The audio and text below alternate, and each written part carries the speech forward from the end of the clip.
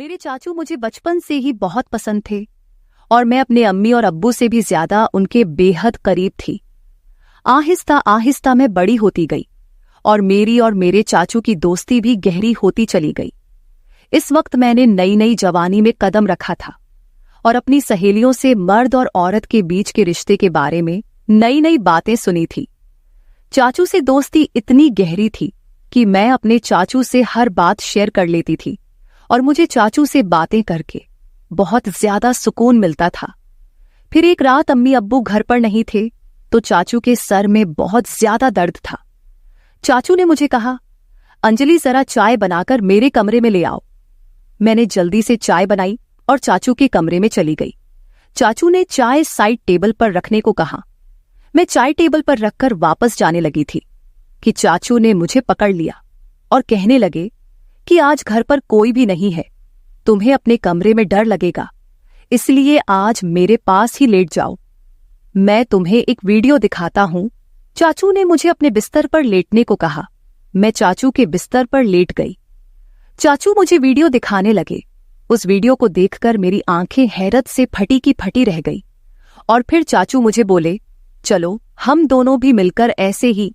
Hello दोस्तों, स्वागत है आप सभी का हमारी एक और रोमांचक कहानी में। उम्मीद करती हूं कि आपको यह कहानी बेहद पसंद आएगी। मेरा नाम अंजलि है और मेरी उम्र 15 साल है। अभी मैंने 9th क्लास पास की है। मुझे पढ़ने का बहुत शौक था, लेकिन मेरे अब्बू मेरी पढ़ाई के खिलाफ थे। मैंने अम्मी और चाचू से कहा कि मैं आगे पढ़ना चाहती हूं, तो आप दोनों प्लीज मेरी मदद करो और मेरे अब्बू को राजी करो। अम्मी ने अपनी तरफ से बहुत कोशिश की, लेकिन अब्बू नहीं मान रहे थे, क्योंकि उनका कहना था कि आजकल कॉलेज में पढ़ाई कम और आशिकी ज्यादा चलती है। तभी मेरे चाचू ने अब्बू को समझाया और एक तरफ से मेरी गारंटी ले ली कि मैं ऐसा कुछ भी नहीं करूंगी और सिर्फ पढ़ाई करूंगी। तब जाकर अब्बू मेरे कॉलेज जाने के लिए मान गए और चाचू से कहा कि आज से अंजलि की जिम्मेदारी तुम्हारी है। अगर उसने कुछ उल्टा सीधा काम किया जिससे इस घर और खानदान पर कोई दाग लगा, तो अंजलि के साथ साथ तुम्हारी भी खैर नहीं है। चाचू ने अब्बू से कहा कि भाईजान, आप फिक्र ना करें, मैं अंजलि की हर हरकत पर नजर रख लूंगा। मुझे इस वक्त पता नहीं था कि चाचू के दिल में क्या है और वह मेरी इतनी हिमायत क्यों कर रहे हैं। लेकिन मजे की बात तो यह हुई कि मैंने कभी सोचा ही नहीं था कि मेरी चाचू के साथ दोस्ती इतनी आगे तक चली जाएगी। फिर कुछ ही दिनों में चाचू ने मेरे साथ जाकर मेरे कॉलेज में दाखिला करवा दिया। पहले पहले तो मैं खूब दिल लगाकर पढ़ाई करने लगी और कॉलेज में किसी के साथ ज्यादा फ्री नहीं होती थी। जो भी कॉलेज में होता वह रात को मैं चाचू को घर आकर बता देती। चाचू भी मेरे साथ बहुत ज्यादा फ्री होने लगे थे और मुझे लगता कि वह मुझे बहुत अजीब नजरों से देखते हैं, क्योंकि मेरी चाची गांव में रहती थी और चाचू नौकरी के सिलसिले में हमारे घर पर ही रहते थे। फिर कॉलेज में मेरी दोस्ती एक लड़की से हो गई, जिसके साथ दोस्ती करने के बाद मेरी जिंदगी बदलने लगी, क्योंकि उस सहेली ने मुझे बताया कि उसकी मंगनी हो चुकी है। उसने मुझे एक दिन अपने मंगेतर से मिलवाया भी था।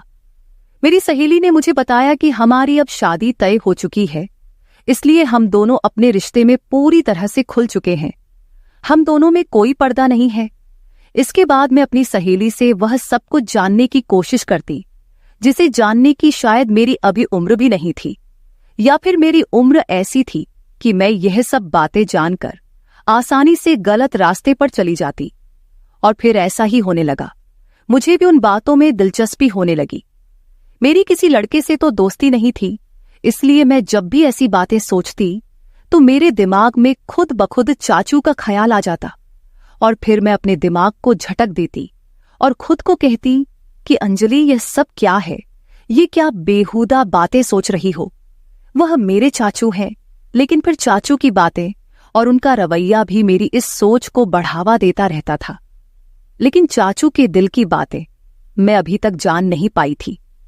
कभी कभी तो मुझे लगता था वह भी शायद मेरे बारे में यही सब सोचते होंगे, लेकिन कभी कभी उनका रवैया मुझसे बहुत ज्यादा सख्त हो जाता था और वह मुझे याद दिला देते थे कि तुम्हारे अब्बू कितने सख्त हैं और अगर तुमने कोई भी गलती की तो तुम्हारे साथ साथ मेरा भी बुरा हाल कर देंगे। उनकी यह बातें सुनकर मैं खुद को कंट्रोल करती, लेकिन कहते हैं ना कि जवानी तो अंधी होती है। जवानी तो ऐसी ही है जैसे सर्दी में आग जल रही हो तो हाथ गर्म कर ही लिया जाता है। मैं जैसे ही कॉलेज जाती फिर वही सब बातें सुनने को मिलती। फिर मैं कॉलेज से घर वापस आकर अपने दोस्तों की बताई हुई बातों को सोचने लगती। उस दिन मेरे चाचू जॉब से घर वापस आए तो आकर बैठ गए और कहने लगे, क्या सोच रही हो अंजलि, वह भी इतनी गहराई से। मैंने चाचू की तरफ एक अदा से देखा और उनसे कहा, चाचू आपको पता है मेरी दोस्त ने मुझे आज क्या बताया है। हर बार की तरह आज भी मैं चाचू से अपने दिल की बात शेयर करने लगी। मेरी बचपन से आदत थी कि मैं अपनी हर बात चाचू को बताती थी, फिर वह चाहे कैसी भी बातें क्यों ना हो। चाचू भी मुझे ऊपर से नीचे तक देखते हुए बोले, हाँ बताओ, क्या बताना है तुम्हें, तुम्हारी दोस्त ने तुम्हें क्या बताया है। मैंने उन्हें कहा, मेरी दोस्त मुझे बता रही थी कि इंटरनेट पर बहुत किस्म की वीडियो होती है जिन वीडियो में हर तरह की मालूमात मिल जाती है। तो मैं ये कह रही थी कि आपके पास भी तो मोबाइल है और साथ में नेट का पैकेज भी लगा हुआ है, आपने भी वो वीडियो देखी होंगी, तो क्यों ना हम दोनों मिलकर वीडियो देखें और एंजॉय करें। मैंने यह बात अपना चेहरा चाचू के नजदीक लाकर सरगोशी वाले अंदाज में कहा।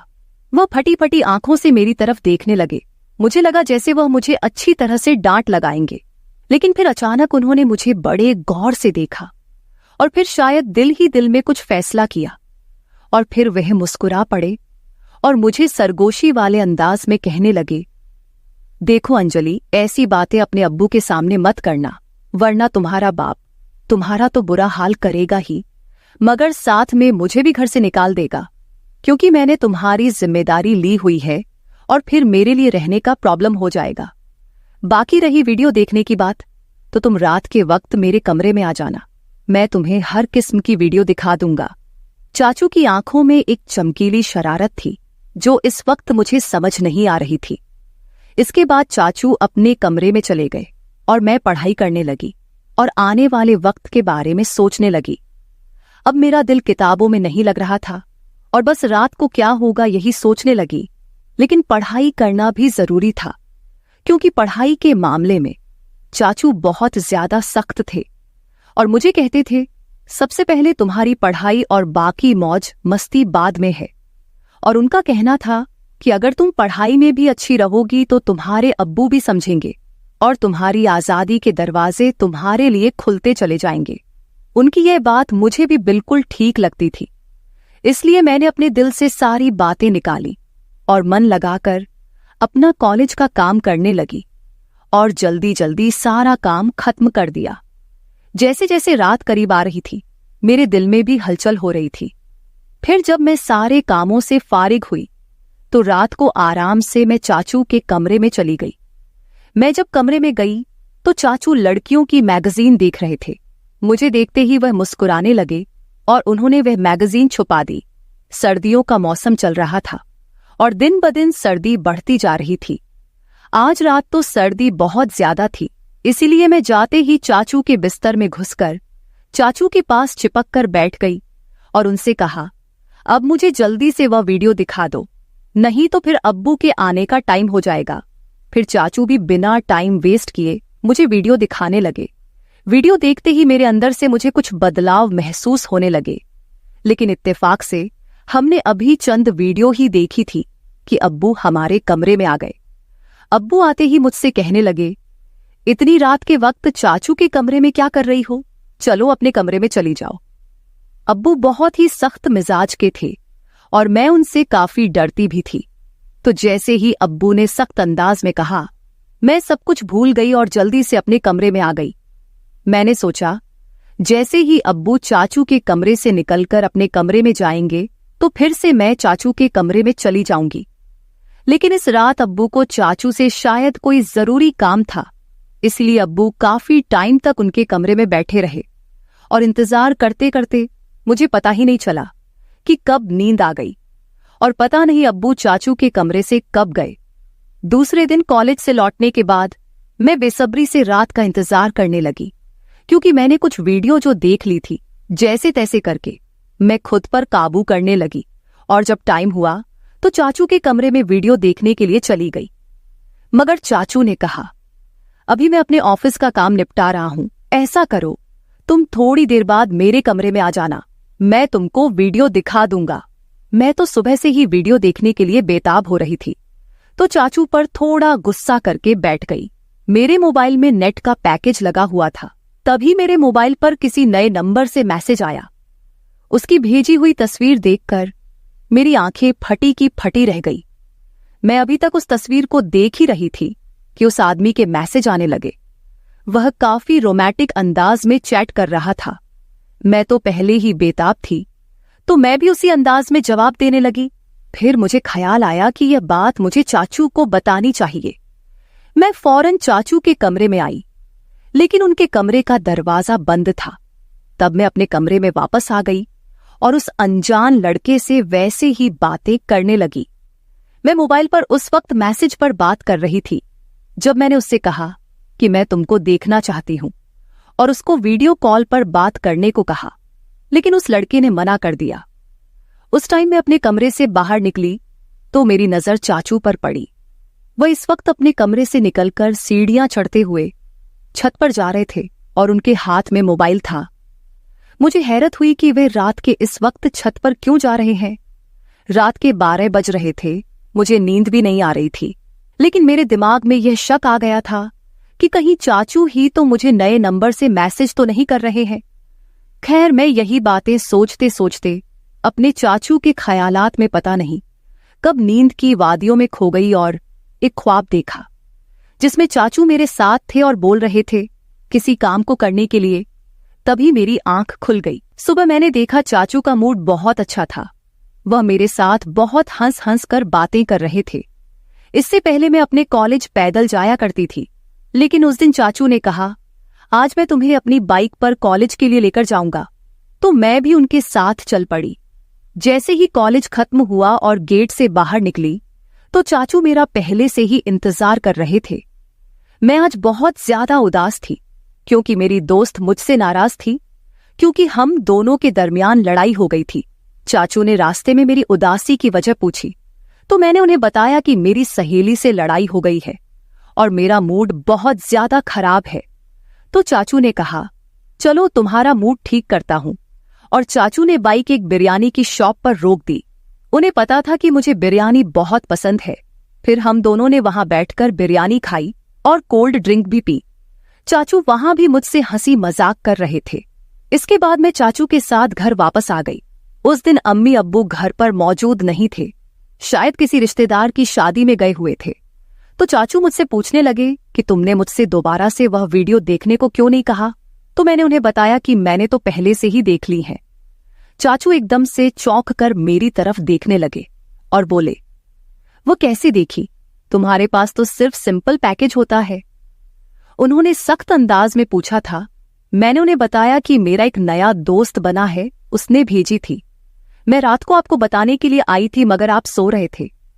जब चाचू ने यह सुना तो गहरी सोच में डूब गए। वह बोले, तुम अभी जाओ और अपने कपड़े चेंज करके आ जाओ। मैं अपने कमरे में चली गई। जब मैं वापस आई तो देखा कि चाचू मेरे मोबाइल पर कुछ तलाश कर रहे थे। मुझे अपनी तरफ बढ़ता हुआ देखकर चाचू ने मेरा मोबाइल टेबल पर रख दिया और फिर हम दोनों ने एक साथ मिलकर खाना खाया। मैं खाना खाते वक्त चाचू की तरफ देखती तो मुझे लगता कि चाचू मुझे अजीब निगाहों से देख रहे हैं। मुझे ऐसा लग रहा था कि वह मुझसे कुछ कहने की कोशिश कर रहे हैं, मगर वह कह नहीं पा रहे थे।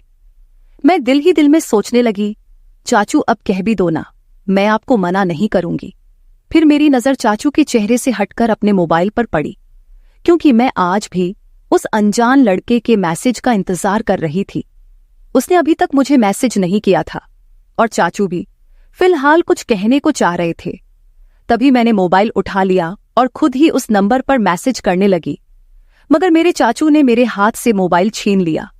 मुझे लगा शायद उन्हें जलन हो रही है। तभी चाचू ने कहा, अंजलि, खाना खाते वक्त मोबाइल इस्तेमाल करना बिल्कुल भी अच्छी बात नहीं है, इसलिए मोबाइल मुझे दे दो। उन्होंने यह कहते हुए मेरा मोबाइल अपने पास ही रख लिया। मैंने जल्दी जल्दी खाना खत्म किया और चाचू से कहा, अब तो मेरा मोबाइल मुझे वापस कर दो। तब उन्होंने कहा, दे दूंगा। अभी तुम ऐसा करो कि बर्तन समेटकर मेरे कमरे में आ जाओ मैं तो खुश हो गई कि शायद जलन में आकर आज चाचू मेरी ख्वाहिश को पूरा जरूर करेंगे। मैंने ऐसा ही किया। जल्दी जल्दी बर्तन समेटे, फिर कॉलेज का काम भी खत्म किया और रात के 11 बज रहे थे जब मैं चाचू के कमरे में आई और उनसे कहने लगी, अब तो मुझे मेरा मोबाइल दे दो, मुझे उस दोस्त से बात करनी है। चाचू ने कहा, मेरे सर में बहुत ज्यादा दर्द हो रहा है, जाओ पहले मेरे लिए अच्छी सी चाय बनाकर लाओ। मैं चाय बनाने चली गई। कुछ देर बाद मैं चाय बनाकर कमरे में आई और चाय टेबल पर रख दी और मुड़कर जाने ही लगी। तभी चाचू ने मुझे बाजू से पकड़ लिया और बोले, आज घर में कोई भी नहीं है, तुम्हें अकेले सोने में डर लगेगा, आज रात तुम मेरे कमरे में ही रुक जाओ। मैं खामोश निगाहों से उनकी तरफ देखने लगी, क्योंकि आज रात मुझे उस लड़के से वीडियो कॉल पर बात करनी थी। मैंने जानबूझकर चाचू को वापस जाने के लिए यह बात कह दी कि मैं अपने कमरे में जाऊंगी और अपना बाजू उनसे छुड़ाकर कमरे से बाहर जाने लगी। मगर चाचू ने मुझे जाने से रोक दिया और बोले, मैंने जो कहा है उतना ही करो। उन्होंने सख्त लहजे में कहा था और मुझे अपने बेड पर लेटने को कहा। मैं भी डर के मारे चाचू के पास ही रुक गई। वह काफी देर तक तो मेरा मोबाइल इस्तेमाल करते रहे और मुझे सोने भी नहीं दिया। फिर चाचू ने मेरे साथ जो व्यवहार किया वो मैं कभी सोच भी नहीं सकती थी। रात के 12 बजे तो उन्होंने मुझे कहा, तुम देखना चाहती हो ना कि वह लड़का कौन है जो तुम्हें वीडियो और तस्वीर भेजता है। चाचू की बात सुनकर मैं बहुत ज्यादा खुश हो गई और बोला, हाँ मैं देखना चाहती हूँ। चाचू ने मेरा मोबाइल मेरे हाथ में थमा दिया और कहा, देखो इसको। उसकी तस्वीर देखकर मेरे होश उड़ गए, क्योंकि वो लड़का मेरी दोस्त का मंगेतर था। मैं फटी फटी हुई आंखों से चाचू की तरफ देखने लगी। मेरी आंखों से आंसू निकल पड़े थे। फिर चाचू बताने लगे कि तुमने जब मुझे इस लड़के के बारे में बताया तो मैं समझ गया था कि जरूर कोई तुम्हें बेवकूफ बना रहा है। तभी मैंने तुम्हारे मोबाइल से अंजलि बनकर इस लड़के से बात करना शुरू कर दिया। वह तुम्हारी तस्वीर बनाकर सोशल मीडिया पर डालने वाला था। अगर मैं उसे ना डराता तुम बर्बाद हो जाती और खानदान की इज्जत खराब हो जाती, और तुम्हारे अब्बू तुम्हारा और मेरा जो हश्र करते वह अलग। अंजलि बेटी, तुम्हारी यह उम्र कुछ अच्छा सीखने की है। ऐसी बुराई वाली बातों से, उन कामों से खुद को बचाकर रखो। तुम जब मुझसे ऐसी बातें करती थी तब मैं उन बातों को तुम्हारा बचपन और मजाक समझकर टाल देता था, मगर फिर मुझे एहसास हुआ कि मुझे टालने की बजाय तुम्हें किसी तरह से समझाना चाहिए। तभी मैंने तुम्हें सख्ती से समझाने के बजाय तुमसे दोस्ती बढ़ाई। अगर उस वक्त मैं तुमको सख्त अल्फाजों में समझाने की कोशिश करता तो शायद तुम समझने के बजाय नाराज हो जाती। फिर तुम मुझसे बातें शेयर ना करती और मुझसे दूर होकर दूसरे लोगों के जाल में फंस जाती। चाचू की बात सुनकर मैं फूट फूट कर रोने लगी। उन्होंने मुझे दिलासा देकर खामोश करवाया और समझाया कि मैं कॉलेज में ऐसी लड़कियों से दोस्ती करूं जो पढ़ाई में तेज हो, ना कि बुरे कामों में। मैंने चाचू से कह दिया कि मैं अब सिर्फ अपनी पढ़ाई पर ध्यान दूंगी, ऐसी लड़कियां और लड़कों के बुरे कामों में अब बिल्कुल भी नहीं पढ़ूंगी। दोस्तों, आज के दौर में माँ बाप अपने बच्चों को अपने साथ हर बात शेयर करने की इजाजत नहीं देते। ये उनके साथ बहुत बड़ी नाइंसाफी है।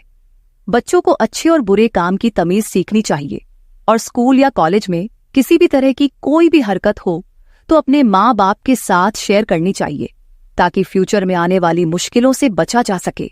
हर माँ बाप को अपने बच्चों को सही और गलत में फर्क बताना चाहिए और उनके हर कदम पर नजर रखनी चाहिए, ताकि अंजलि की तरह उनकी और उनके घर वालों की इज्जत महफूज रहे। तो मेरे प्यारे दोस्तों, इस मामले में आपकी क्या राय है, कमेंट करके जरूर बताएं। अगर आप ऐसी ही और भी इंटरेस्टिंग और रोमांटिक कहानियां सुनना चाहते हो तो चैनल को सब्सक्राइब जरूर कर ले और बेल आइकन ऑन कर ले, ताकि आपको मेरी आने वाली नई वीडियो की सूचना तुरंत मिल सके। कल मिलेंगे एक और नई कहानी के साथ। धन्यवाद।